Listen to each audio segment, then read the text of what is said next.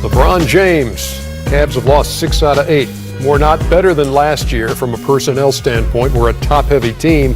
I just hope we're not satisfied. It's like when you don't have bodies, it's tough. We're top-heavy. It's me, Kyrie, Kevin Love. It's top-heavy. I'm not singling out anybody. I'm not. Yeah, we won the championship, but you know what? Let's see if we can do something. Challenging Dan Gilbert also to spend more. And Kevin Garnett in Area 21 got Rasheed Wallace hanging with him tonight. Your reaction. Just fill in the blank. LeBron James' comments were blank. Surprising, because when you're a champion, and fill in this one when you want, you take on whatever the year is giving you. And I'm speaking from experience, right? The year is going to be ups and downs. It's going to be peaks and valleys. Defending champs. You got to know that you're getting everybody's best, first off, right? Yeah. Secondly, nothing's going to be perfect during the year.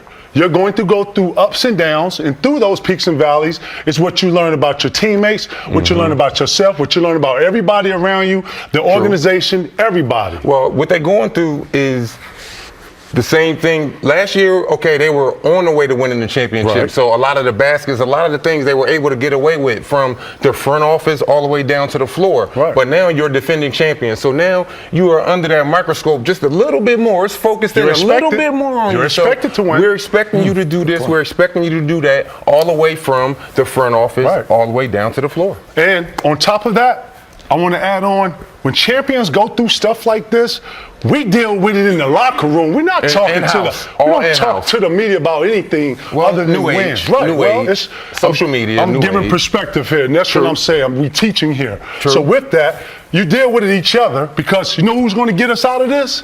Each other. No one's coming through this door. The mentality is to take care of it right now, and us. And address the issue face to face. And be man about it. So, you know, that's our view on the issue. I feel like Cleveland's a championship pedigree. This type of behavior, this is when you're trying to make the playoffs. So when you're trying to figure out an identity. When you're a champion, you deal with it and this is normal. This is normal that's happening in that locker room. It's just that you're hearing about it now because of the whole social media era, excuse me. But this is normal for the locker room. You know, let me go here, and I'll ask you, Chuck, with Tissot on the clock.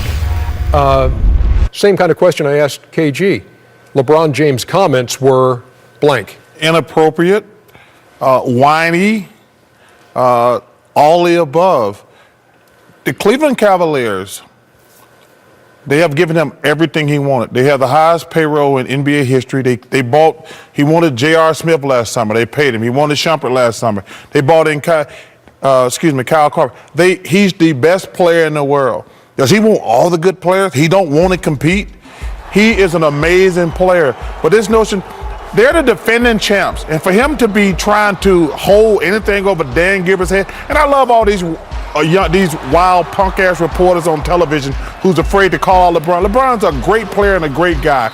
But this notion that he's got to have all the best players on his team. He's got Kyrie Irving and Kevin Love. He wants everybody. He don't want to compete. He want to be the favorite all the time. It just pisses me off that a guy that great don't want to compete. His comments were what, Kenny? Inappropriate. And you stole his answer. Yeah, it was inappropriate. And you cheated off my test. That's why he's successful today. But I'll tell you what. Everyone has his perspective. This is our perspective. But we can't understand your perspective when you are the best player in the world. We can't understand your perspective when you have 2 All-Stars. We just can't understand it. So it's like the guy who says, well, you know, I got a Lamborghini, I got a Bentley and a Ferrari, but I need an everyday car, man, we can't understand that perspective, man. I'm sorry. You have 3 of the best cars in the world. So, and you need an everyday Chevy to get you around, a U-Haul things around. We can't have sympathy for you. You could have that perspective, but we can give you no sympathy when you are LeBron James, the best player in the world, with all of those tools, top-heavy tools. We cannot have any sympathy. That's my understanding of it. Shaq.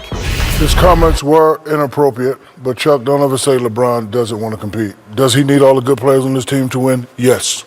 is inappropriate because I think in a professional manner he could have went upstairs. They have great history, they have some bad history, but the history was rekindled. He should have went upstairs. But you don't think there's something wrong with even wanting more? No, let me like finish. from where No, you it's are not. now. You don't It's think not. that No. there is There's something fundamentally wrong. with that. Something fundamentally like with wrong. saying that he wants more. You played for a team that had big four. You forgot about that? Big four? You, Akeem, Scotty. First of all, it doesn't matter. No, that wasn't even close. That It doesn't matter. No, it's not even close. It doesn't matter. We were all old men way past our prime. It doesn't This guy matter. just won the championship. He got a young Kyrie Irving and a terrific Kevin Love. And But now, it takes more than that to win the they championship. just won the championship. What do you mean it takes more? Okay. They just won the championship. First of all, you know nothing about going back to back. I do, and Kenny do. You listen. Teams are coming at his head. They need more. They need a big shot Bob. They need a guy like Kenny Smith. They need a playmaker like LeBron said. It's only inappropriate because he went to the media. He should have went to Dan Gilbert and said, hey, I need help, boom, boom, boom. And they should have had a private conversation. But don't ever say LeBron don't want to compete. Hey, listen, he says he need help. Listen, he's the best player in the world. He's got plenty of help.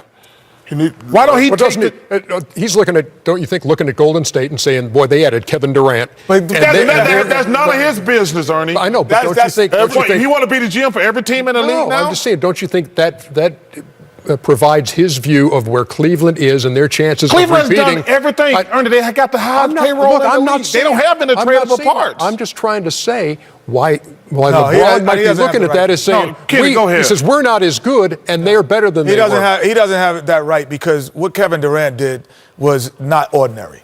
That was extraordinary. That doesn't happen in our lifetime. That's the first time that's happened in basketball lifetime, where a guy who was on a team that was up 3-1 and was about to go to the NBA Finals goes to the team that beats them. That doesn't happen. So you cannot compare what Golden State has to what the world has.